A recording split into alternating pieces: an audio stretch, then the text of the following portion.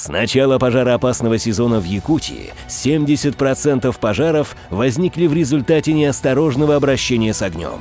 Одной из причин являются сельхозпалы. Правилами пожарного режима установлен запрет на их проведение. Граждане полагают, что, поджигая траву, помогают ей обновиться.